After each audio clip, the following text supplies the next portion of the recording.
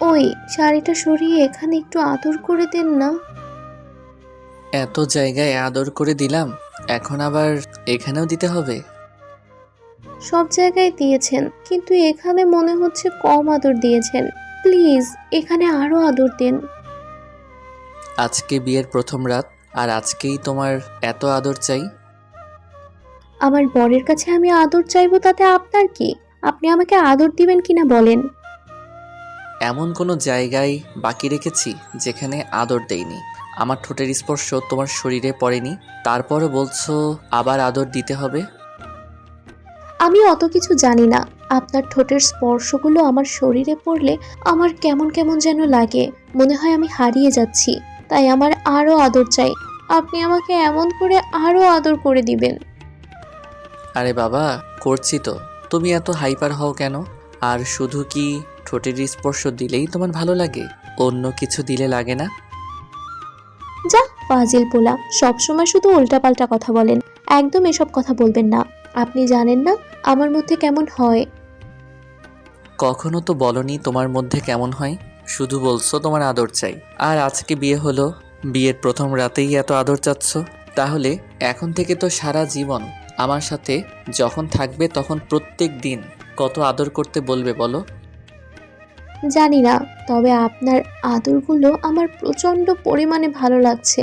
আমার কাছে অন্যরকম মুহূর্ত মনে হচ্ছে। আমি প্রত্যেক দিন আপনার থেকে অনেক আদর চাই। কিন্তু কতটা চাও? কতটা মানে? আপনি সারা রাত আমাকে আদর করবেন, আমাকে ভালোবেসে ভরিয়ে দিবেন। আপনাকে ছেড়ে আমি এক মুহূর্তও ছাড়বো না। সব সময় আমাকে আদর করবেন। আমি অত শত কিছু বুঝি না। আমি আপনার কোনো বারণ শুনবো না। আরে বাবা, মানুষের তো একটা রেস্ট আছে, তাই না বলো? আর আমি এত আদর করব কি করে? আমার কি ক্লান্ত লাগবে না? নাকি আমার কষ্ট হবে না? তোমার না হয় কষ্ট হবে না, কিন্তু আমার তো হবে। কে বলেছে কষ্ট হবে না?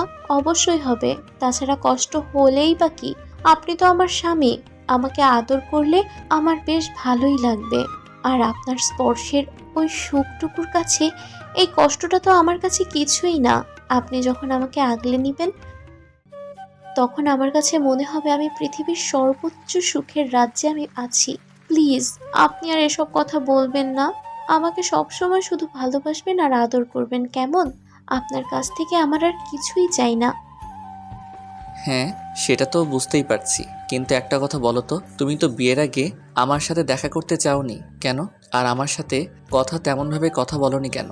আর আজকে বাসর রাতে এত কথা বলছো, তখন নাকি কথা বলতে তোমার লজ্জা লাগতো? তাহলে এখন তোমার কি এমন হয়েছে যার জন্য তুমি লজ্জা পাচ্ছ না? উল্টো আমার স্পর্শগুলো উপভোগ করছো আর আমার সাথে রেসপন্স করছো। আজকে তোমার লজ্জা লাগছে না? ফাজিল পোলা, একদম আমাকে ওসব কথা বলে লজ্জায় ফেলার চেষ্টা করবেন না। আমি খুব ভালো করেই বুঝতে পারছি আপনি এসব আমাকে লজ্জা দেওয়ার জন্য বলছেন, তাই না? আগে তো আপনি আমার স্বামী ছিলেন না, কিন্তু এখন তো আমার স্বামী। লজ্জা ততক্ষণ অবধি ছিল যতক্ষণ আমি আপনাকে বিয়েটা করিনি। আর তাছাড়া এখন তো আপনার সামনে আসতে কেমন লজ্জা লাগতো। আর তাছাড়া তখন তো আপনার সামনে আসতেই কেমন লজ্জা লাগতো। আর এখন লাগছে না, এজন্যই কারণ আপনি আমার স্বামী হয়ে গেছেন। তাই? কিন্তু আমি তোমাকে লজ্জায় ফেলার অনেক টেকনিক জানি, দুই একটা দেখাবো। হুম, একদম দুষ্টুমি করবেন না। যেটা করতে বলেছি সেটাই করেন। আমাকে আদর দেন। আমার আদর চাই। প্রচন্ড পরিমাণে আদর চাই। তুমি এত আদর পাগল সেটা আগে জানতাম না তো। কিন্তু বিয়ের আগে তো একটাবারও আমাকে বলনি যে তোমার এত আদর চাই। বিয়ের আগে তো আমার সাথে তেমনভাবে কথাই বলতে না। ফোনে যেটুকু কথা হতো তাছাড়া কখনো আমার সামনেও আসতে না। তখন তো একটাবারও বলনি বিয়ের পর তোমার এতটা আদর চাই। কেন? বললে কি করতেন? বললে কি আমাকে আগেই আদর করতে শুরু করতেন? না না, তেমনটা নয়। বললে আগে থেকে আদর করার প্র্যাকটিস করতাম। প্র্যাকটিস করতে হবে কেন? কেন মানে যেন বেশিক্ষণ ধরে আদর করতে পারি তাই। যাহ, লুচু পোলা, কিসব উল্টাপাল্টা কথা বলেন, হ্যাঁ? লুচুর কি হলো? আর তুমি তো অনেকক্ষণ আদর চাও, আবার বলতেছো বিয়ের পর তোমার সারা রাত আদর লাগবে। তাহলে কি এর জন্য একটা প্রিপারেশন নিতে হতো না? তাছাড়া তুমি যেভাবে আদর করতে বলছো সেভাবে আদর করতে গেলে তো অনেক স্ট্রং হতে হবে। আমি অত কিছু জানি না। আপনি আমাকে আদর করবেন কিনা বলেন, না হলে কিন্তু আমি এখন আপনার উপর প্রচন্ড রাগ করব। ওকে বাবা, করতেছি। এত রাগ করো কেন? আচ্ছা একটা কথা বলো তো, তুমি তো আমাকে ভালোবাসতে না, আমাদের বিয়েটা তো অ্যারেঞ্জ ম্যারেজ হচ্ছে, তাহলে তুমি হুটহাট করে এতটা বেশি রোমান্টিক হলে কি করে? আর আমাকে কয়েকদিনের মধ্যেই স্বামী হিসেবে মেনে নিলে, আর আজকে আমার কাছে এত আদর চাইছো, কি ব্যাপার বলো তো? শোনেন, প্রত্যেক মেয়েরই একটা স্বপ্ন থাকে তার স্বামীকে নিয়ে, তেমনি আমারও ছিল। আর যেদিন থেকে শুনেছি না আপনার সাথে আমার বিয়ে হবে, সেদিন থেকেই আমি আপনাকে নিয়ে ভাবতে শুরু করেছি। আর ভাবতে ভাবতে আপনাকে প্রচন্ড পরিমাণে ভালোবেসে ফেলেছি। তুমি তো একটাবারও আমাকে সেটা বলনি। বলিনি কারণ লজ্জা পেতাম। তাছাড়া বললে যদি আপনি আমার কাছে অন্য কিছু চাইতেন তখন? অন্য কিছু চাইতাম মানে? কিসের কথা বলছো তুমি? তখন যদি বিয়ের আগেই আপনি আমার কাছে আদর চাইতেন, আমার সাথে রুম ডেট করতে চাইতেন, তখন কি হতো বলেন তো? শাকিল তুষির এরকম কথাতে অবাক হয়ে গেল। ওর বেশ খারাপও লাগলো, তাই ওকে ছেড়ে দিয়ে উঠে বসলো। তুষি বুঝতে পারলো কথাটা বলে ও মোটেও ঠিক করেনি, যার জন্য শাকিল হয়তো রেগে গেছে। এবার তুষিও উঠে বসে তারপর শাকিলের কাঁধের উপর হাত রাখলো, সাথে সাথে ও হাতটা ছাড়িয়ে দিল। তখন তুষি বলল, কি হলো, আপনি হাত সরিয়ে দিচ্ছেন যে? আমি কি কিছু ভুল বললাম? ভুল বললে নয়তো কি? তুমি অনেক বড় একটা কথা বলে ফেলেছো। তুমি এমন কথা কি করে ভাবতে পারলে? আমি কি এমন বললাম বলেন তো? তুমি ভাবতে পারলে কি করে যে আমি বিয়ের আগেই তোমার সাথে এসব করতে চাইবো? তাহলে একটাবার তোমার চিন্তাতে আসলো না যেখানে বিয়ের আগে আমি তোমার হাতটা পর্যন্ত ধরিনি? যতবার দেখা হয়েছে তোমার থেকে দূরত্ব বজায় রেখেছি, একটাবারও তোমাকে ফোনের মাঝে উল্টাপাল্টা কথা বলিনি, সেখানে তোমার সাথে এসব করতে চাইবো? তুমি এমনটা বাজে ভাবতে পারলে আমাকে নিয়ে? দেখেন, আমি কথাগুলো এমন করে বলতে চাইনি। বলতে চাওনি কিন্তু বলে ফেলেছো, তাই না? তুমি আমাকে কী ধরনের ছেলে ভাবো সেটা আমার জানা হয়ে গেল। ছি, আমার ভাবতে অবাক লাগছে আমার বউ কিনা আমার সম্পর্কে এমন ধারণা করে। প্লিজ, আপনি রাগ করবেন না। আমি তো বললাম কথাটা এমন করে বলতে চাইনি, কিন্তু বলে ফেলেছি। তাছাড়া এখন তো এমনই হচ্ছে, তাই না বলেন? গার্লফ্রেন্ড বয়ফ্রেন্ডের মাঝে কী সব সম্পর্ক হয় সেটা তো আপনি জানেন। এজন্য আমি কখনো সম্পর্কে জড়াইনি। ভেবেছিলাম বাসা থেকে যার সাথে বিয়ে দেবে তাকে বিয়ে করে নেব। হ্যাঁ, তাকে বিয়ে করে নিবে আর এসব উল্টাপাল্টা কথা বলবে, তাকে কষ্ট দিবে, তাই না? প্লিজ, আপনি কষ্ট পাবেন না। আমি আপনাকে কষ্ট দেওয়ার জন্য এরকম কিছু বলিনি। তাহলে আপনি কেন শুধু শুধু কষ্ট পাচ্ছেন?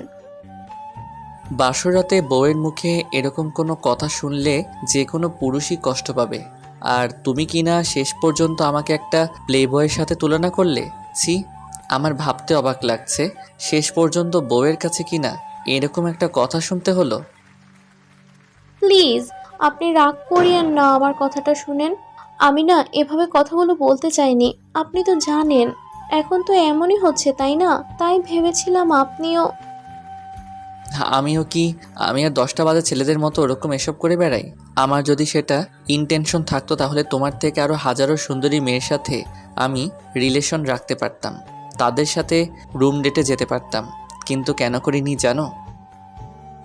কারণ বিয়ের এসব করলে হয়তো এমন একটা ধর্ষিতা মেয়েই আমার কপালে জুটত, সেটা আমি ভালোভাবেই জানি। তাই আর দ্বিতীয়বার কোনো সম্পর্কে জড়াইনি।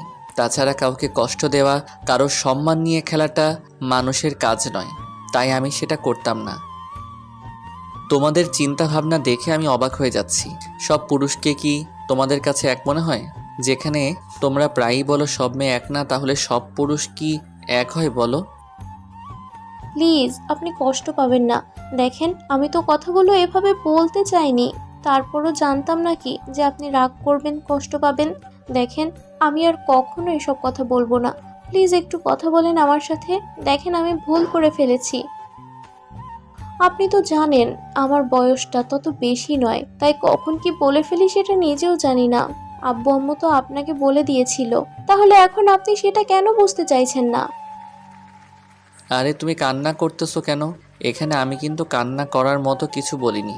প্লিজ কান্নাকাটি করো না। তাহলে আপনি আমার উপর রাগ করে আছেন কেন? আপনি জানেন না আমি কতটা ইমোশনাল। আপনি আপনার অবহেলা নিতে পারি না। আর যে কারোটা একটু নিতে পারলেও আপনারটা সামান্যও নিতে পারবো না, কারণ আমি আপনাকে প্রচণ্ড পরিমাণে ভালোবাসি। শোনো, আমি যে কোনো সম্পর্ককেই শ্রদ্ধা করি, তাই কোনো সম্পর্ককে ছোট করে দেখিনি। আর কান্না করতে হবে না। আমি অনেক কিছুই জানি যেগুলো বলি না, কিন্তু তারপরও সবটা মেনে নেওয়ার চেষ্টা করি। কি জানেন আপনি? আমি কি খারাপ নাকি বাজে মেয়ে বলে আমি তো তেমন কিছু করিনি যার জন্য আপনার কাছে খারাপ হয়ে যাব। আমি সে কথা বলিনি। আর তাছাড়া বাজে মেয়ে হলে আমি তোমাকে কখনো বিয়ে করতাম না। আমি তোমার সম্পর্কে খোঁজখবর নিয়েই তবে বিয়ে করেছি। শাকিলের কথাতে তুষি মাথা নিচু করে রইল। তখন শাকিল ওর মুখের দিকে তাকিয়ে একটু হাসার চেষ্টা করে বলল, তুমি কি ভাবো আমি কিছুই জানি না? আমি সবটাই জানি। তুমি যে তন্নির ছোট বোন সেটা আমার খুব ভালো করেই জানা আছে। তোমার ফ্যামিলি সম্পর্কে আমি জানতাম না বলে এটাও জানবো না যে তোমার বোনকে কিংবা তুমি কোন পরিবারের মেয়ে। তোমার আপুর সাথে আমার 6 মাসের সম্পর্ক ছিল। তুমি আমার এক্স গার্লফ্রেন্ডের ছোট বোন, সেটা আমার খুব ভালো করে জানা আছে। তারপর আমি সবটা জেনে শুনে তোমাকে বিয়ে করেছি। কারণ কেন জানো? ভেবেছিলাম তোমার আপু এমন একটা কাজ করলেও তুমি তার মতো হবে না, একটু অন্যরকম হবে। তার উপর খোঁজখবর নিয়েই বিয়েটা করেছি। আর সবচেয়ে বড় কথা কি জানো? তোকে দূর থেকে দেখে বিচার করতে নেই। তোমার আপুকেও করিনি, কিন্তু রিলেশনে জড়ানোর পর বুঝতে পেরেছি তোমার আপু কোন ধরনের মেয়ে। তারপর যখন সে আমার সাথে ব্রেকআপ করে দিল, তখন খারাপ লাগলেও ভেবেছিলাম যে আমার কপালে নেই, সে আমার থেকে দূরে সরে গেছে। তারপর যখন তোমার পরিবার থেকে তোমার সাথে আমার বিয়ের প্রস্তাবটা আসলো, তখন আমি জানতে পারি তুমি তন্নির বোন। তাই ভেবেছিলাম তোমার আপুকে একটু শিক্ষা দিব, এজন্য তোমাকে বিয়েটা করে নেই। আর তারপরেই আমাদের বিয়েটা ঠিক হলো, আর আজকে আমাদের বিয়েটা হয়ে গেল। আপনাকে আমার অনেক আগে থেকেই ভালো লাগতো। আমি যখন থেকে আপুর ফোনে আপনার ছবিটা দেখেছি সেদিন থেকেই আপনাকে আমার অনেক বেশি ভালো লাগতো। কিন্তু জানতাম না যে আপুর সাথে আপনার রিলেশন আছে। আপু বলেছিল আপনার সাথে নাকি তার ফ্রেন্ডশিপ। তারপর 6টা মাস আগে আপু একটা ছেলের হাত ধরে বিয়ে করে পালিয়ে গেছে আর আপনার সাথে ব্রেকআপ করে দিয়েছে। আমি ভেবেছিলাম আমি এরকম কিছু করব না, যেহেতু আপনাকে পছন্দ করি। ভালোবাসি কিনা জানতাম না। তারপরও আব্বু আম্মুকে বিষয়টা বলি, ওরা প্রথমে মানছিল না। তখন আমার একটা ফ্রেন্ডকে দিয়ে ওদের রাজি করালাম। ওরা আপনার বাসায় কথা বলল। তারপরে আমাদের বিয়েটা হলো। কিন্তু আপনি তো একটাবার আমাকে বলেননি যে আপনি আমার আপুর বয়ফ্রেন্ড। দেখো, যেটা পাস্ট সেটা চলে গেছে, ওসব নিয়ে আমি ভাবতে চাই না। আমি তো আপনার ভবিষ্যৎ, তাহলে আমাকে নিয়ে ভাবেন প্লিজ। আমার উপর রাগ করে থাকবেন না। এক্স গার্লফ্রেন্ডের বোন বলে আমাকে এভাবে কষ্ট দিবেন না প্লিজ। না পাগলি, তোমাকে কখনো কষ্ট দিব না। তোমার আপুকে ভালোবাসতাম কিনা জানি না, কিন্তু এই পিচ্চিটাকে প্রচণ্ড পরিমাণে ভালোবাসি। তুষি বুঝতে পারল শাকিলের রাগটা কিছুটা কমেছে, তাই তো ও শাকিলের কাছে এসেই বুকে মাথা রাখলো। তখন শাকিলও ওকে জড়িয়ে ধরে মাথায় হাত বোলাতে লাগলো। তারপর একটা সময় তুষি ওকে ছাড়িয়ে নিয়ে ওদের 4 ঠোঁট এক করে দিল। শাকিল তুষির সাথে কিস করতে করতে ওকে নিয়ে বিছানায় শুইয়ে দিল। তখন তুষি ওর শার্টটা খুলে দিলে শাকিল ওর শরীর থেকে কাপড়গুলো খুলে দিতে থাকে আর শরীরের সব জায়গায় চুমু দিতে লাগলো। শাকিলের এমন স্পর্শ পেয়ে তুষি আবারও মাতাল হয়ে যায় আর শক্ত করে বারবার ওকে আঁকড়ে ধরতে শুরু করে। শাকিলের মনে পড়ল তখন তুষি ওর নাভির উপর আদর দিতে বলেছিল, তাই শাকিল ওর পেটের উপর থেকে শাড়িটা সরিয়ে তারপর নাভির দিকে কিছুক্ষণ তাকিয়ে রইল।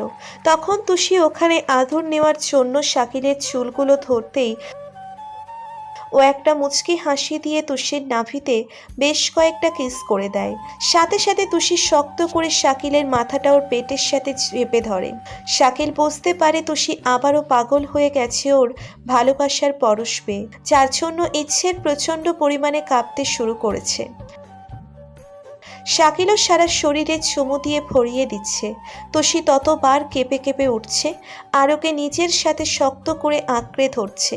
একটা সময় শাকিল বুঝতে পারে তোষি প্রচণ্ড পরিমাণে ওর ভালোবাসাটা চাইছে, তাই আর দেরি না করে ওদের শরীরে একটা চাদর টেনে দিয়ে তারপর তোষিকে নিজের ভালোবেসে আগলে নেয়।